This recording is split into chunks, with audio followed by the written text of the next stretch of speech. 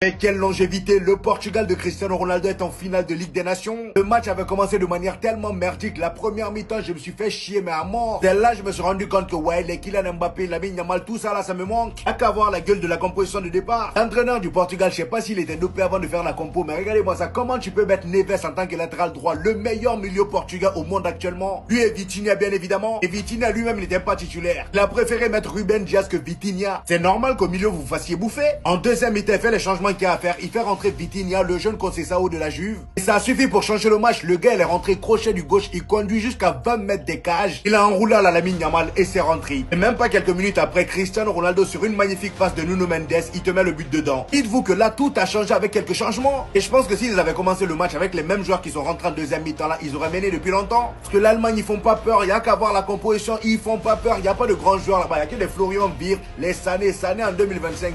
C'est n'importe quoi. Et là, Cristiano Ronaldo, grâce à ce but qu'il vient de marquer, ça fait désormais 937 buts marqués en carrière. Et je rappelle qu'il a 40 ans, les amis, 40 ans. Quand même, vous voyez la longévité, non? Là, il sera en finale contre le gagnant de demain, soit la France ou l'Espagne. Il est tout simplement inépuisable. 40 piges. Et pour moi, ça a été le meilleur joueur sur la pelouse avec Nuno Mendes. C'est une dinguerie. Moi, je regarde pas les matchs en Arabie Saoudite. Je vois qu'il souffre avec un Nasser. Je me dis, oh là là, CR7, arrête.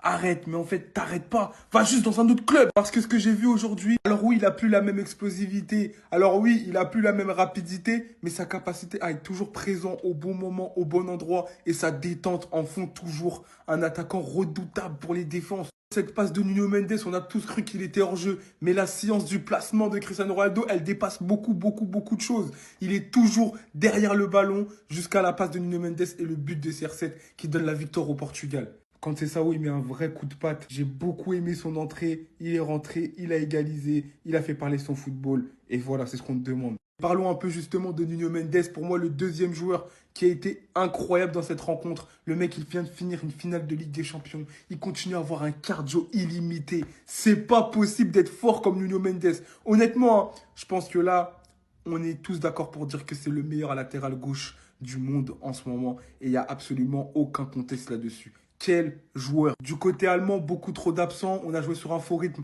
À part peut-être l'éclaircie de Florian Wirtz et Joshua Kimmich. C'était beaucoup trop poussif. Et on a senti les organismes cramés des deux côtés. Des deux côtés, ça jouait sur un petit rythme. C'était pas un grand match de Ligue des Nations. Mais voilà, le Portugal assure l'essentiel. J'ai l'impression que les critiques, ça l'a pas détruit. Ça l'a encore plus boosté pour ce match. Moi qui avais peur que Ter Stegen donne du pain à tous ceux qui le critiquent sur Twitter, bah ce soir, il a fait taire tout le monde. Et honnêtement, sur le but de Conceição, sur cette action, il peut pas faire mieux. Mais son double arrêt, les gars, faut en parler et faut respecter. Ce soir, il a réellement limité la casse. Car l'Allemagne pouvait en concéder beaucoup plus. Mais heureusement pour eux qu'il était là. Sachant qu'avant le match, on a eu des déclarations de Ter Stegen qui dit clairement « Une vente, personne ne m'en a parlé. Et c'est toujours difficile de tout commenter. Je sais que je serai à Barcelone l'année prochaine. » Et franchement, quand tu lis tout ça, bah tu te poses des questions. Car on ne sait pas s'il essaie simplement de masquer les pistes et couvrir le club, ou qu'il a pour but de concurrencer n'importe quel gardien qui essaye de prendre sa place, ou bien même qu'il est au courant d'absolument rien du tout, les gars. Je vous promets, les gars, que cette affaire, elle est archi louche. Car on sait tous très bien que Garcia ne viendra jamais pour ne pas être titulaire. Il avait des offres de première ligue, il serait parti en première ligue. Je vois pas ce que Deco lui aurait dit pour le convaincre, les gars. Donc en tout cas, l'affaire Chesney, Garcia, Ter Stegen, c'est un truc à suivre. Et vraiment, moi, personnellement, les gars, je suis convaincu que ça va mal se finir. Pour qui? Je ne sais pas. En tout cas, les gars, j'espère que ça va pas finir avec des dramas. Sinon, vous, les gars, vous en pensez quoi? Amenez-vous sur cette impatience, on s'ennuie. Vitinha, arrête ça, Vitinha. Non, certains vont me dire qu'il est surcoté, on va me dire qu'il est surcoté. Mais on parle avec des footix, on parle avec des fous. Regardez encore une fois, s'il vous plaît, regardez, s'il vous plaît. Non, Viti, c'est trop, encore une dernière fois. Ah, c'est trop, les gars. L'entrée de Vitinha avec le Portugal, les gars. Ah. Non, c'est trop. En fait, c'est trop, Vitinha. Certains vont encore dire qu'il est surcoté. Les gars, moi, je vais vous le dire. En fait, je sais que ça va pas plaire, on va dire que je suis un footix, en fait, je m'en fous maintenant. Je suis arrivé à un stade où je m'en fous. Les gars, je vous promets que Vitinha n'a rien à envier à Pedri. Je dis pas qu'il est plus fort ou quoi, mais il n'a rien à lui envier. Il n'a rien à lui envier, les frères. Que ce soit balle au pied, techniquement, dans la qualité de passe, l'intelligence de jeu, les frères, Viti, il est juste trop fort. Viti, il est juste trop fort. Carrément, pour le bien du football, il faut qu'un jour de leur carrière, Viti et Pedri soient associés. Pour le bien du football, carrément. Balle au pied, ce que Viti il propose, c'est trop fort. Et il s'est imposé au Paris Saint-Germain comme le milieu référence. Aujourd'hui, c'est top 2 milieu au monde. Et même en sélection, il va devenir incontournable. Les gars, le prochain Euro, hein. Non, c'est Coupe du Monde. La prochaine Coupe du Monde, les frères. Il va faire tellement de grabuge. Soyez prêts seulement. Soyez prêts, s'il vous plaît. Vitinha, c'est trop grave ce qu'il propose. Et en plus de ça, il est fiable physiquement. C'est trop. La vérité, c'est trop. En 6, en 8, en 10, il est monstrueux.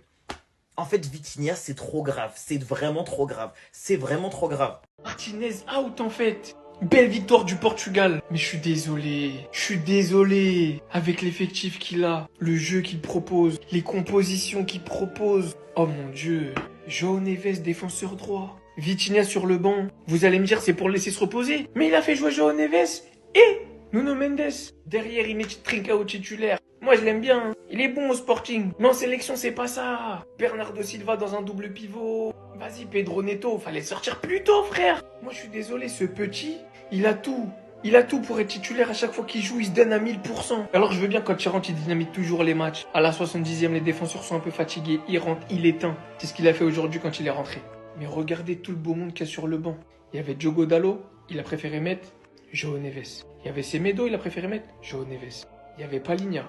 Il y avait Vitinha. Il a préféré mettre Ruben Neves. Mora. Il aurait pu nous faire kiffer rentrer le petit Mora. Il est extraordinaire à Porto. On veut voir un petit peu de pépite. Non.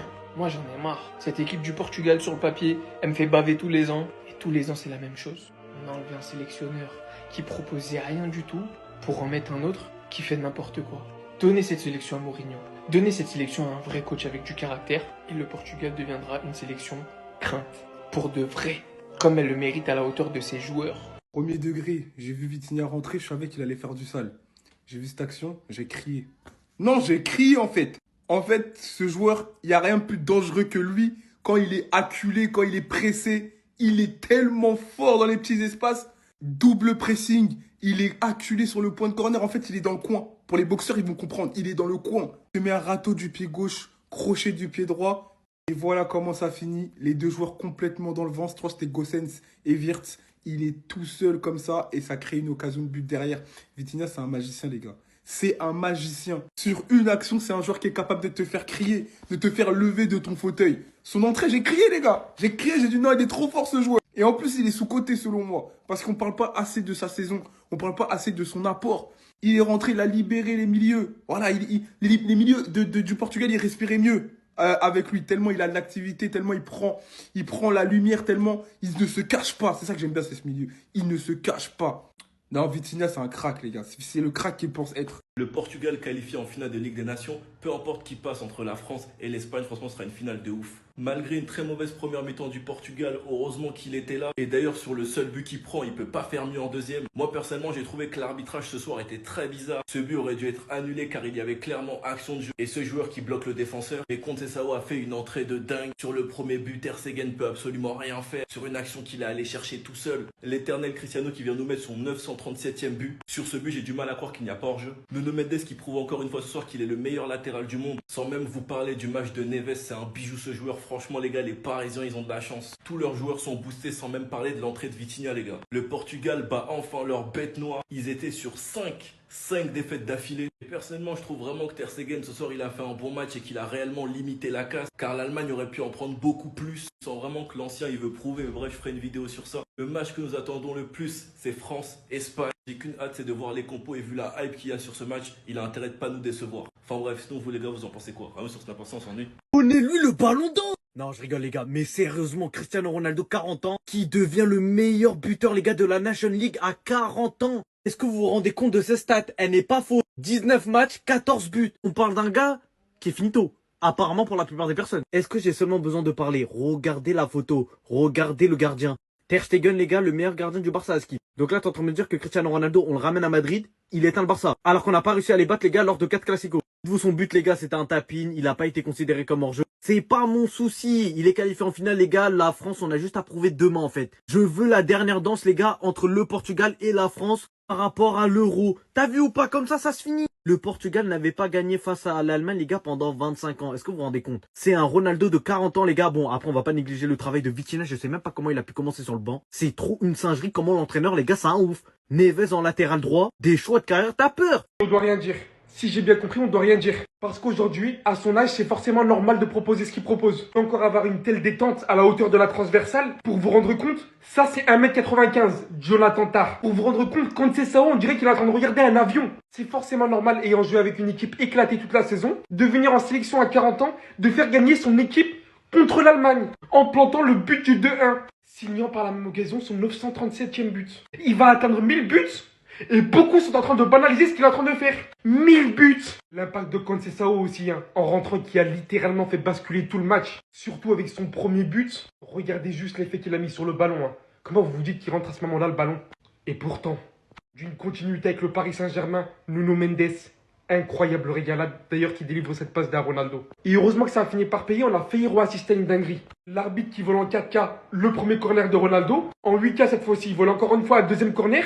Ça, j'en parle même pas, même si ça n'a pas duré énormément longtemps le contact. Ressortir avec ne serait-ce qu'un carton jaune, c'était le minimum. Maintenant, le Portugal n'a pas été aidé non plus, je suis désolé. Comment vous m'expliquez que ces deux mecs-là qui sont champions d'Europe, qui ont fait le quadruplé, faisant partie des meilleurs à leur poste, un se retrouve au poste de latéral et l'autre est sur le banc. Trop de joueurs dans cette sélection qui ont un confort mais tellement confortable. Des joueurs qui ne méritent pas mais qui sont là par leur prix. Et bien évidemment que je parle pas de Ronaldo, croyez pas. Je vais pas citer de nom mais vous les connaissez. Le Portugal avait vraiment de quoi gagner et sans une aussi grande difficulté. Même si franchement je vous dis la vérité, hein, ces deux-là, les passes que ça se balançait d'un bout de terrain à l'autre, c'était beaucoup trop fort.